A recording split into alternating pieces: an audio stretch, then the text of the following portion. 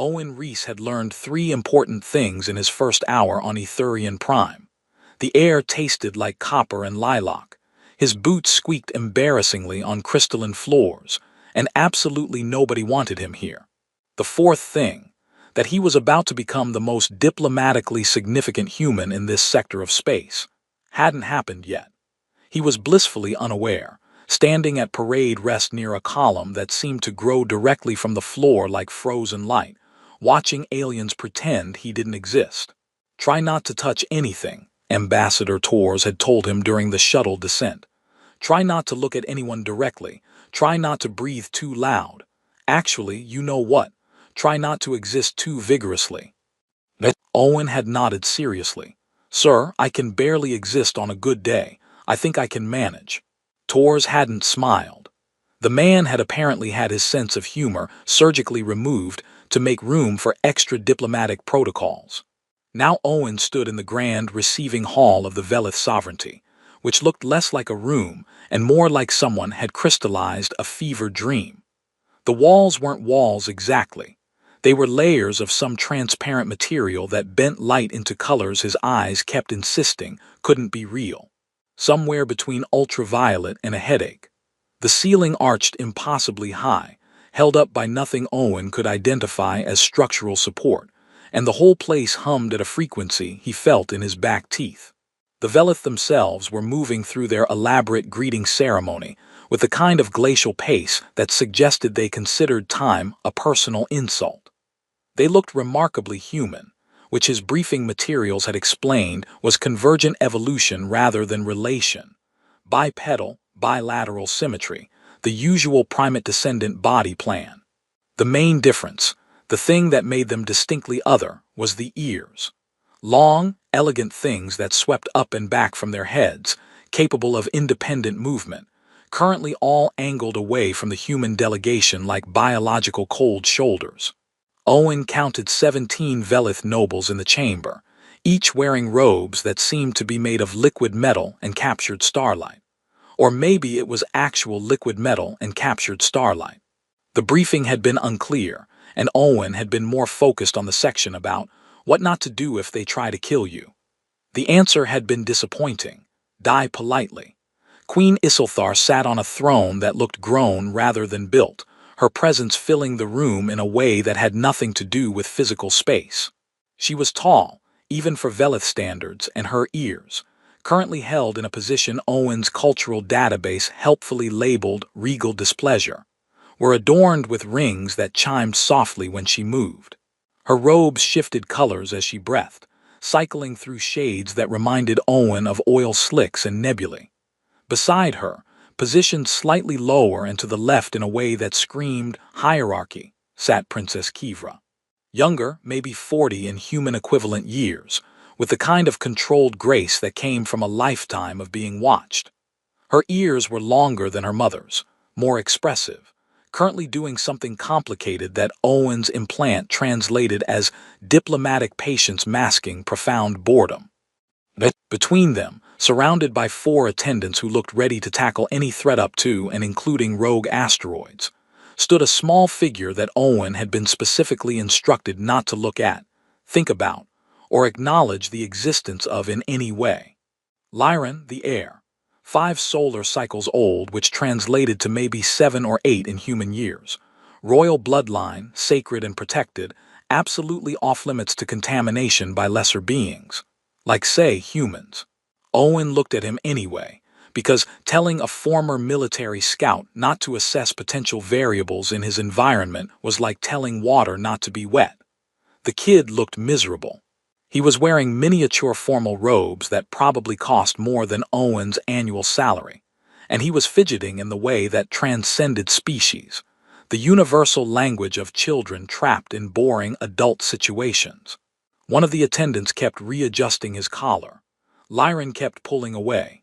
His ears, still small and not fully developed, were flattened against his head in what even Owen could recognize as distress.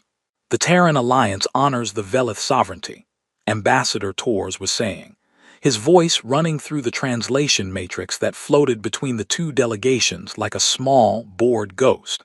We come in peace. seeking mutual prosperity through the establishment of commercial corridors that will benefit both our peoples. Queen Isilthar inclined her head exactly 3 degrees. Owen knew it was exactly 3 degrees because his tactical implant helpfully measured it, then displayed the information on his retinal overlay along with the note. Minimal acknowledgement, potential insult. Thanks implant, very helpful. The sovereignty acknowledges the alliance, the Queen replied, her voice carrying harmonics that made Owen's implant stutter trying to process them. We consider your proposal with the weight it deserves. Owen's linguistic database flagged that as diplomatically ambiguous, could mean anything from genuine interest to profound contempt. This was going great. The ceremony continued with the kind of ritualized formality that made watching paint dry seem like an action sport. There were blessings, multiple blessings. Blessings for the space between spaces, for the stars that weren't visible, for the concept of trade itself. An elderly Velith courtier, his ears nearly white with age and draped with enough ceremonial jewelry to fund a small space station, was currently 3 minutes into what Owen's implant assured him was a blessing for the hypothetical future children of hypothetical future agreements. Owen's feet hurt. His dress uniform was designed for ceremony, not comfort, and whoever had decided that humans needed to wear high collars in formal situations had clearly never spent 4 hours standing at attention, while aliens blessed abstract concepts. He shifted his weight slightly and his boots squeaked. Every Velith ear in the room swiveled toward him. Owen froze, achieving a stillness that his drill instructor would have called acceptable, and his sniper trainer would have called sloppy. Ambassador Torres shot him a look that could have flash-frozen hydrogen. The moment passed. The ears swiveled away. The blessing continued. Owen made a mental note. Crystalline floors were the enemy. He let his gaze drift around the chamber, cataloging exits, guard positions, potential threats. Standard security sweep. The kind of thing that was supposed to happen subconsciously, but that Owen did consciously because he'd never quite mastered the art of relaxing. 3 main entrances, each flanked by guards carrying weapons that his database identified as harmonic disruption staffs, lethal range, 20 meters lethality, extremely yes. The guards themselves were interesting. Bigger than the nobles, more heavily built, their ears held in aggressive forward positions that his implant labeled threat assessment active. They watched the human delegation the way Owen might watch a suspicious package in a spaceport. Fair enough. He was watching them the same way. Movement caught his eye. Small movement, at odds with the general stillness of the ceremony. Lyran had managed to squirm partially free of his attendants, taking advantage of a moment when all adult attention was focused on the ambassador's response to the blessing for hypothetical future children. The kid was edging sideways, his small face showing an expression that Owen recognized from his own childhood, the desperate calculation of someone planning an escape from terminal boredom. One of the attendants noticed, reached for him. Lyran ducked under the grasping hand with the kind of agility that suggested this wasn't his first escape attempt. Owen watched with detached interest, the way you might watch a small animal making a break for freedom at a zoo. Not his problem, not his jurisdiction, definitely not something he should interfere with. The kid was moving faster now, weaving between clusters of nobles who were too focused on the ceremony to notice. His small ears were perked forward, swiveling, searching for something. Owen frowned. Searching for what? Then Lyran's eyes, large and dark and swirling with patterns that hurt to look at directly, locked onto Owen. Oh no. The kid's expression transformed from desperate escape to something that looked uncomfortably like relief. Oh no, no, no. Lyran changed direction, now moving with clear purpose, and Owen realized with the slow-motion horror of someone watching a disaster unfold that the kid was running straight toward him. Owen had approximately 2 seconds to consider his options, which his tactical implant helpfully displayed in order of likelihood of survival. Move away from the incoming child, survival probability. 42%, diplomatic incident probability. 98%. Attempt to redirect the child back to attendance, survival probability. 37% probability of accidentally starting interstellar war. Moderately high, or stand absolutely still and pretend this wasn't happening, survival probability. Unknown probability of needing new career, approaching certainty. He chose option 3, because when in doubt, Owen Reese's strategy had always been freeze and hope the universe gets bored. The universe did not get bored. Lyran covered the distance between the royal dais and Owen's column in about 4 seconds, which was impressive considering his legs were maybe a third the length of an adult's. The kid moved like someone who'd spent his entire short life navigating around people trying to control him, darting through gaps in the crowd that Owen wouldn't have thought existed. Then the child did something that would later be analyzed by xenopsychologists, debated in diplomatic circles, and generally considered the moment everything changed. He ran directly behind Owen's legs and wrapped both small hands around the human's left calf. The squeak of Owen's boot on crystal flooring was nothing compared to the sound that followed, absolute, profound silence that felt like the universe itself had stopped to watch. Owen's implant started throwing up warnings so fast they overlaid each other into visual static. Threat detected, diplomatic protocol breach, unauthorized contact with protected individual, warning, weapons systems activating. His heart rate spiked from resting to combat ready in less than a second, flooding his system with adrenaline he absolutely could not use because moving right now seemed like an excellent way to get disintegrated by harmonic disruption. He kept his hands exactly where they were, right hand resting naturally at his side, left hand visible and open, both positioned where every guard in the room could see them. His eyes stayed forward, not looking down at the child currently using him as a hiding spot, because looking down would require moving and moving was forbidden. But he could feel the kid. Small body pressed against his leg, trembling slightly, hands gripping the fabric of Owen's dress uniform with surprising strength. And something else, a sensation Owen's briefing had mentioned but that he'd assumed was metaphorical. Warmth.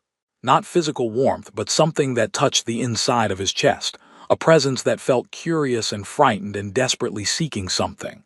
Safety, Owen's brain supplied unhelpfully. The kid thinks you're safe. The kid was objectively wrong about that, given that Owen's presence had just turned every weapon in the room in his direction. The guards moved first, 6 of them, converging from different positions, their harmonic staffs coming up to ready positions that made Owen's implant scream even louder. The weapons didn't glow or hum, or do any of the things weapons in bad holodramas did. They just existed with a weight that Owen felt in his bones, a pressure that suggested reality itself might politely step aside if asked. Ambassador Torres had gone the color of old milk. His mouth was moving, probably cycling through every diplomatic protocol for situations involving royal heirs and unauthorized contact, finding nothing applicable, and defaulting to simple mortal terror. The Velith nobles had frozen mid-gesture, mid-breath, mid-thought. Their ears were doing complicated things that Owen's cultural database was processing as everything from profound shock to reality has broken, please restart universe. Princess Kivra stood so fast her chair, which was also apparently grown crystal because everything here made a sound like breaking ice. Her face had gone through several expressions in rapid succession before settling on something Owen's implant struggled to categorize. Not anger exactly, not fear, something that existed in the space between disbelief and a complete reordering of one's understanding of the universe. Her ears had flattened completely against her head, and she was moving forward with a kind of controlled urgency that suggested she was fighting every instinct to simply run and grab her child away from the clearly dangerous alien. But it was Queen Isildhar's reaction that made Owen's already elevated heart rate kick up another notch. She'd risen from her throne. Apparently that was significant because half the nobles gasped, and she was staring at Owen with an intensity that made him want to check if he'd accidentally caught fire. Her ears were doing something Owen had never seen in any of his briefing materials. They'd swept back and up into a position that made them nearly vertical, quivering slightly at the tips. His implant offered, possibly indicating extreme surprise, confusion, religious experience, database insufficient. Thanks again, implant. Really earning your processing power today. Lyran, Princess Kivra said, and her voice came out strained, like she was speaking past something caught in her throat. She was speaking Velith now, not Terran Standard, and Owen's implant was translating in real time, rendering her words in his retinal overlay. Lyran, sweetness, come to mother. Come away from the... She stopped, apparently unable to find a word for what Owen was that didn't violate diplomatic protocols. The kid didn't move. If anything, he pressed closer, and Owen felt that strange warmth in his chest intensify. It wasn't unpleasant exactly, just deeply weird, like having someone shine a flashlight directly into your thoughts and rummage around looking for something specific. He's reading me, Owen realized with a jolt. The briefing had mentioned it. Velith children were empathic, sensitive to emotional states in a way that went beyond body language or facial expressions. They perceived feelings the way humans perceived light, as actual sensory data their brains processed and interpreted. Right now, Lyran was apparently interpreting Owen as the safest thing in a room full of unsafe things. The kid was either an excellent judge of character or a terrible one, and Owen genuinely wasn't sure which. One of the guards took a step closer. Owen heard the hum of the harmonic staff powering up, felt the pressure in his back teeth intensify until his jaw ached. I wouldn't, Owen said, and his voice came out remarkably steady considering his adrenal glands were currently staging a full production of panic. The musical, he's fine, I'm not moving. Nobody needs to get disrupted harmonically today. The elderly courtier who'd been blessing hypothetical children stepped forward, his white ears twitching in a pattern that suggested deep thought or possibly the early stages of a stroke. He said something in rapid Velith that Owen's implant translated as, impossible configuration of emotional resonance patterns detected. Child displaying trust-bonding behavior with being of non-compatible psychic template. This should not be occurring in our current understanding of reality. Well, Owen said, maintaining his absolute stillness while a 5-year-old alien clung to his leg and guards prepared to maybe turn him into a fine mist. Maybe our current understanding of reality needs an update. The courtier blinked all 3 of his eyelids in sequence. Apparently that was a thing they could do, and actually looked directly at Owen for the first time since the ceremony began. The off-worlder speaks wisdom, he said, and several nobles made sounds that Owen's implant unhelpfully translated as surprised agreement noises. Princess Kivra had reached them now, moving with careful slowness like she was approaching a fusion reactor that might go critical. She knelt, another apparently significant gesture because more gasps rippled through the crowd, and reached toward her son. Lyran, she said softly, why are you hiding from mother? The child peeked around Owen's leg, his large eyes meeting his mother's, and said something that made every Velith in earshot go very still. Owen's implant translated, he feels quiet. Princess Kivra's ears did something complicated. Quiet, inside quiet, not loud like everyone else, just quiet and safe. The princess looked up at Owen, and he saw her really see him for the first time, not as an off-worlder, not as a diplomatic inconvenience, but as a puzzle that had just rearranged itself into an impossible shape. What are you? She asked, and her voice held genuine wonder. Owen considered several answers, discarded them all as either too flippant or too honest, and settled on, apparently someone your son thinks is quiet.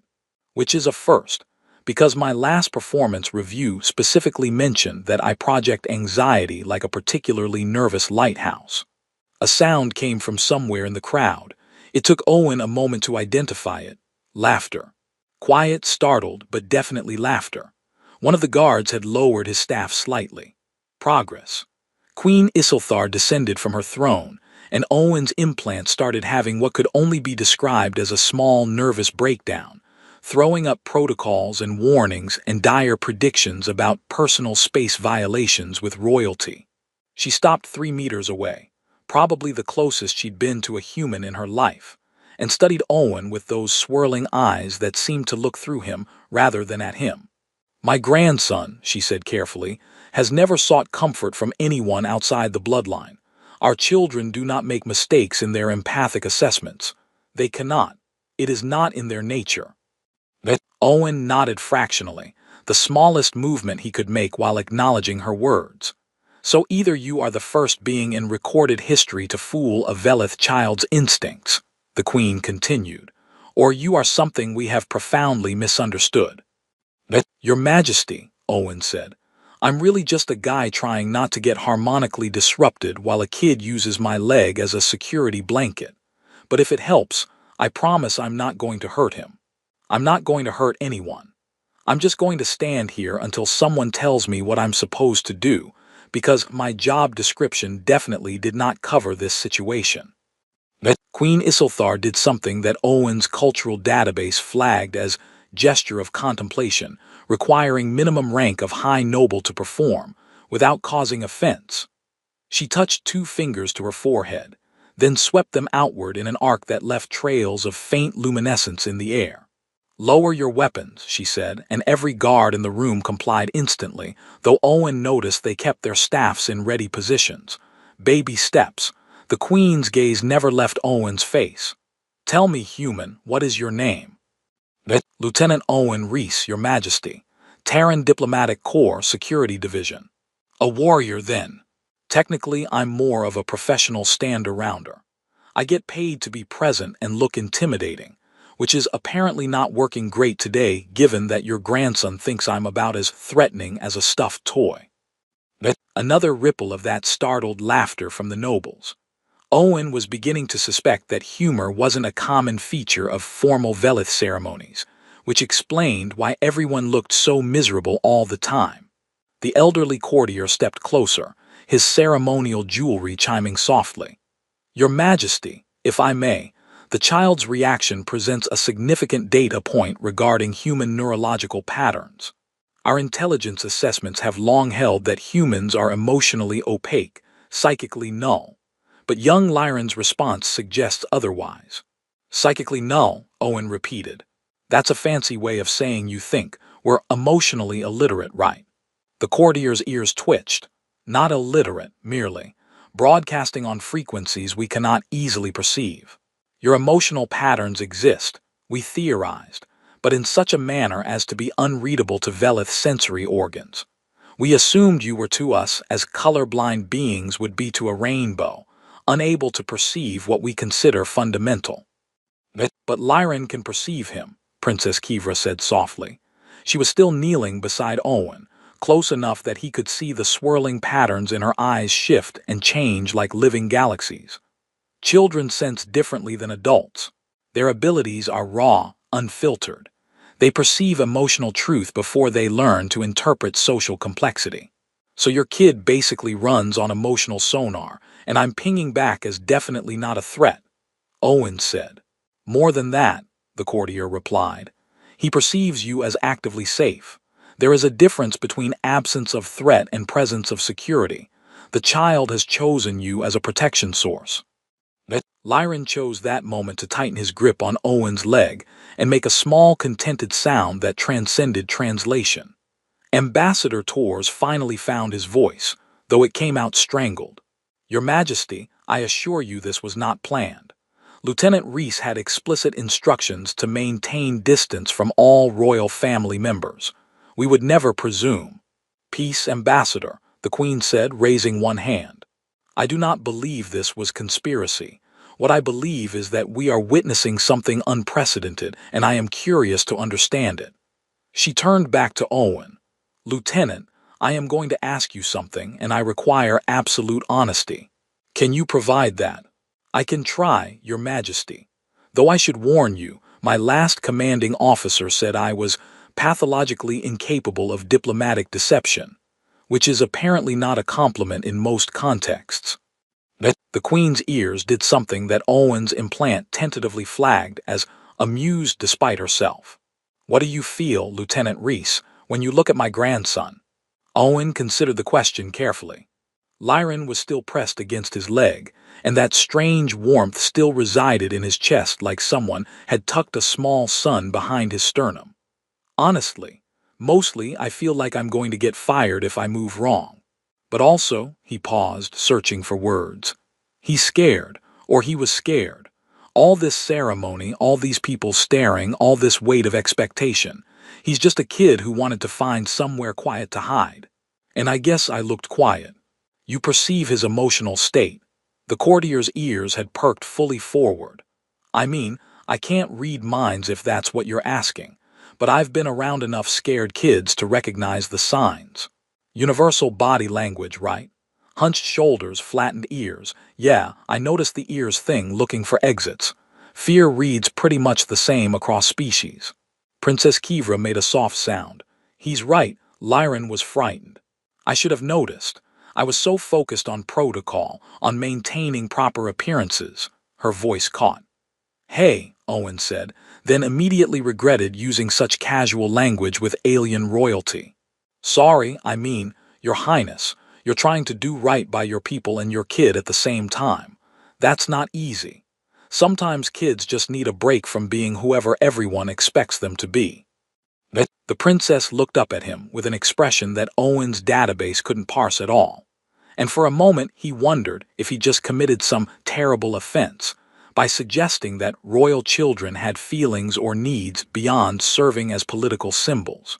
Then she smiled, actually smiled, and it transformed her face from diplomatic mask into something genuine and tired and grateful. You have children, Lieutenant. No, Your Highness, but I had a little sister. She used to hide behind me at family gatherings when things got too loud. I guess I got practice being a hiding spot. Used to? The Queen asked, and Owen caught something in her tone that suggested the question was significant. She's grown now, Your Majesty. Captain in the Engineering Corps. Builds star drives, last I heard.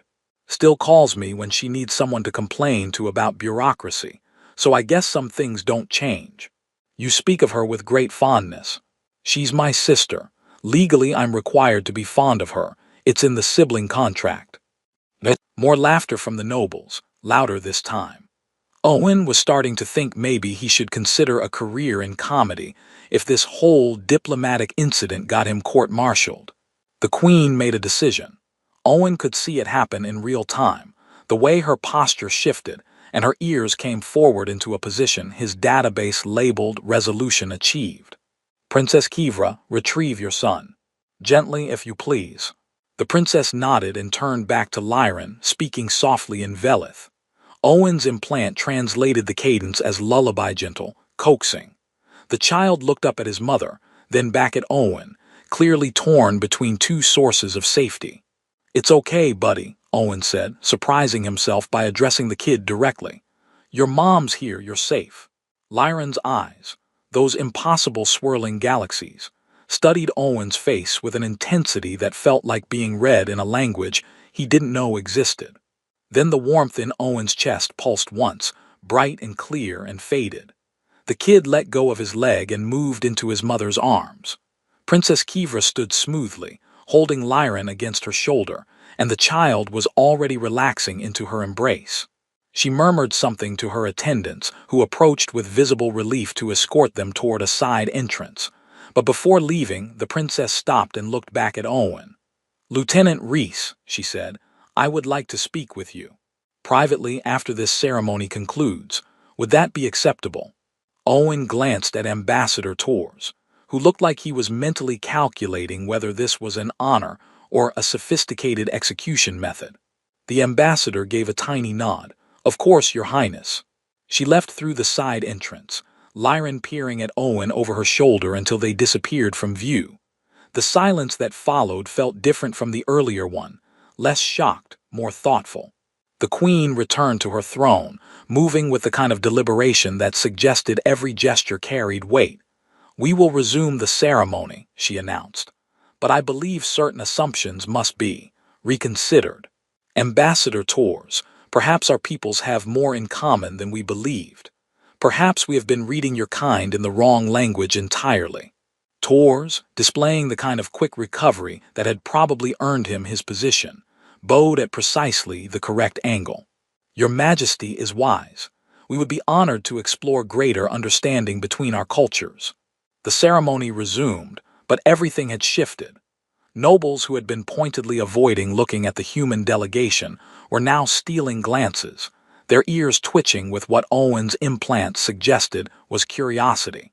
The guards still watched him, but their posture had changed from imminent threat to interesting phenomenon that might need containing later. The elderly courtier had returned to his blessing duties, but kept glancing at Owen like he was a math problem that had suddenly grown extra dimensions. Owen returned to parade rest, his legs still warm where small hands had gripped it, and tried to process what had just happened. Somewhere in the Terran diplomatic handbook, probably in the appendix marked "Unlikely Scenarios That Will Definitely Get You Fired," there was supposed to be a protocol for accidentally became emotionally significant to alien royalty via the medium of being a good hiding spot. Owen was pretty sure he just invented a new category of diplomatic incident entirely. His implant pinged with a private message from Tors.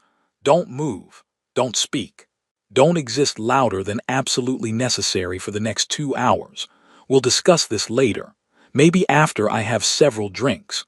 Possibly after I fake my own death and retire to a monastery. Owen sent back, "Understood, sir. For what it's worth, I didn't plan any of this." Nobody ever does, Lieutenant. That's what makes it historically significant instead of just regular catastrophic. The blessing for hypothetical future children resumed, now with added blessings for unexpected bridges between distant peoples and wisdom found in children's choices. Owen stood very still, squeaked his boots as little as possible, and wondered if this was how first contact scenarios always went.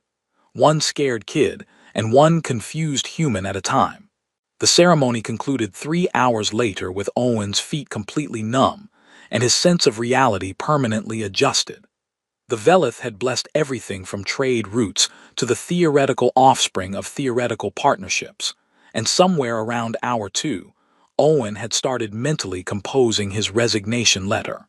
Dear Terran Diplomatic Corps, I regret to inform you that I have become a xenopsychological phenomenon and would prefer to return to shooting at things, which was simpler.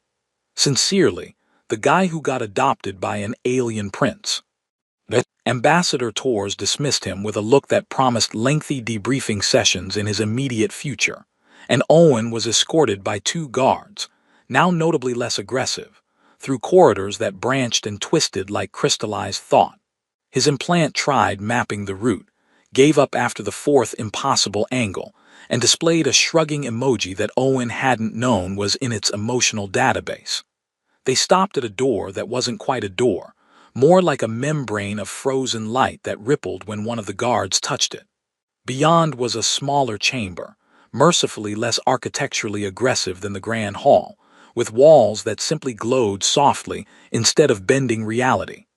Princess Kivra stood near something that might have been a window, looking out at the iridescent mists that perpetually shrouded Etherian Prime. She'd changed from her formal robes into something simpler, though simple, for Velith royalty, apparently still involved fabric that responded to movement like living mercury. Lyran was there too, playing with what looked like holographic puzzle pieces that assembled themselves into impossible shapes whenever he moved his hands. "Lieutenant Reese," the princess said, turning. "Thank you for coming. Please be comfortable." Owen glanced around, found nothing resembling a chair, and settled for a modified parade rest that was slightly less rigid. "Your Highness, I apologize again for the incident. I genuinely didn't." "Please," she interrupted gently.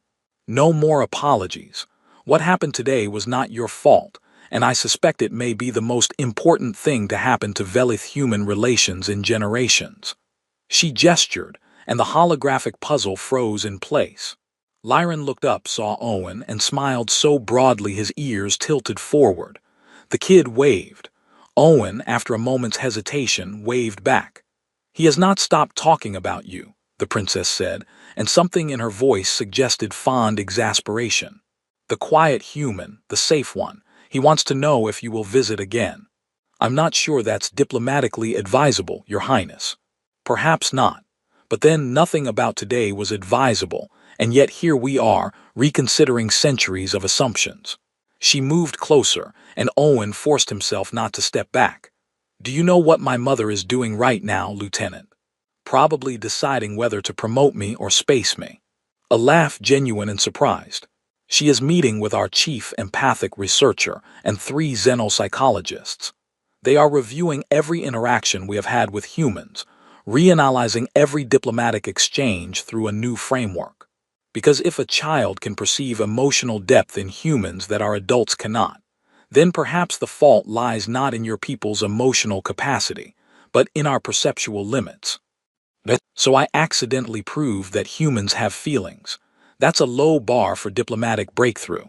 You proved that human feelings exist in patterns we never learned to recognize. We assumed absence of signal meant absence of emotion. We never considered that the signal might simply be in a frequency we had not trained ourselves to hear. She paused. Lyran hears it. Children hear it. Before we teach them what to listen for, they hear the truth. Owen looked at the kid, who had returned to his puzzle but kept glancing over like he was making sure Owen was still there. He's empathic, right? That's genetic for your people. All Velith are empathic to some degree. But children, especially royal bloodline children, are remarkably sensitive. They perceive emotional truth before social complexity muddies interpretation. Lyran does not know that humans are supposed to be emotionally opaque.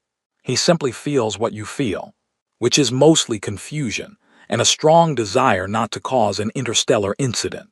And beneath that, Princess Kivra said softly, protection instinct, genuine care for others' well-being, calm in chaos. He felt all of that in you, not loudly, not performed for an audience, just existing as your natural state. Her ears shifted into a position Owen was learning to read as thoughtful. My people value emotional demonstration. We have elaborate social dances of feeling. We broadcast our states to each other constantly. It is how we communicate, how we bond, how we build trust. And humans just kind of exist at each other and hope for the best, Owen said. Perhaps, or perhaps humans communicate emotions differently, subtly, through action rather than broadcast. Lyran did not need to hear your emotional state proclaimed. He felt it in how you stood, how you breathed, how you chose stillness over reaction when a child needed safety. Owen shifted his weight, uncomfortable with the analysis. I just didn't want to scare him. Exactly. That impulse, that choice. Lyran perceived it as clearly as I perceive the color of your uniform. To him, you were not opaque. You were transparent in your intentions, and those intentions were entirely safe. So what happens now? Owen asked. I assume there are protocols for when alien kids decide humans are acceptable security blankets. The princess smiled, and it reached her eyes this time. My mother is proposing a cultural exchange program. Velith children will spend time with human teachers, learning to perceive emotional patterns we have been blind to. Human diplomats will work with our empathic specialists, learning to consciously project the intentions you naturally embody. That sounds like it will either revolutionize interspecies relations or end in spectacular disaster. Perhaps both, but after today, continuing to misunderstand each other feels more dangerous than attempting understanding. She turned back to the window. Our peoples have been cordial but distant, trading partners who never quite trusted each other, because we could not read you, and you did not know how to be read by us. And now we know the problem exists and has a solution. That is more than we knew yesterday. She glanced at Lyran, who had successfully assembled his holographic puzzle into something that looked like a four-dimensional knot. My son gave us a gift today, Lieutenant. The gift of seeing you clearly for the first time. He's a good kid, Owen said. For what it's worth, Your Highness, I think you're doing fine with him. He's scared sometimes, but that's normal. It means he's smart enough to recognize when situations are overwhelming. The fact that he knew to find help instead of just shutting down, that's good parenting. Princess Kivra's ears did something complicated, and when she spoke, her voice was rough. Thank you. It is difficult raising him alone. His father died before Lyran's birth. I sometimes wonder if I am enough for him. He ran to me because I was the quietest thing in the room, Owen said gently. But he went back to you because you're his mom. That's not nothing. That's everything. The princess touched her fingers to her forehead in that gesture of contemplation, then extended her hand in the human fashion. Owen shook it carefully, her skin warm and her grip surprisingly strong. I believe we will be seeing more of each other, Lieutenant Reese. My mother wishes humans to serve as consultants in our empathic training programs. She specifically requested you. Me, I'm not a teacher. I'm barely qualified to stand in corners professionally. You are qualified to be exactly what you are. Apparently that is valuable. She released his hand. Besides, Lyron would be very disappointed if the quiet human never visited again. As if summoned, the kid abandoned his puzzle and walked over, looking up at Owen with those impossible eyes. He said something in Velith that Owen's implant translated as, "Will you come back and be quiet with me again?" Owen crouched down slowly, carefully, aware that attendants somewhere were probably having minor heart attacks, and met the child's gaze. "I'll try, buddy. If your family says it's okay, I'll come back." Lyron reached out and touched Owen's hand, just briefly, and that warmth bloomed in his chest again. The kid smiled, satisfied, and returned to his puzzle. Owen stood, his knees protesting slightly because he was getting too old for dramatic crouching. "Your Highness, for what it's worth, I think your people and mine are going to figure this out. Maybe not quickly, maybe not smoothly, but we'll figure it out." "What makes you so certain?" "Because a scared kid needed help and found it across a species barrier.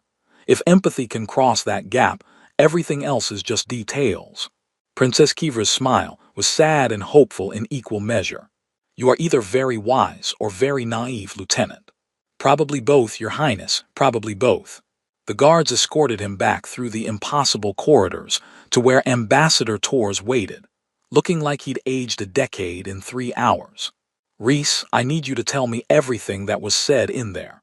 But first, I need you to know that you're being reassigned." Owen's stomach dropped. "Sir, I can explain." "To the Velith Cultural Liaison Program, effective immediately. Apparently, you're now humanity's face for teaching aliens that we have emotions. Congratulations, Lieutenant. You're about to become the most important person nobody's ever heard of." Owen opened his mouth, closed it, tried again. "Sir, I just stood there. A kid grabbed my leg. That's the entirety of my qualifications. And yet somehow that's exactly what was needed." Torres clapped him on the shoulder. "Welcome to Xenodiplomacy, Reese. We're doing nothing wrong in exactly the right way makes you a historic figure. I hate it as much as you do. Permission to request transfer back to regular security duty, sir." "Denied. Someone has to teach the Velith that humans are people. Apparently you're elected." Through the crystalline walls, Owen could see the iridescent mists of Etherian Prime swirling in patterns that almost resembled meaning.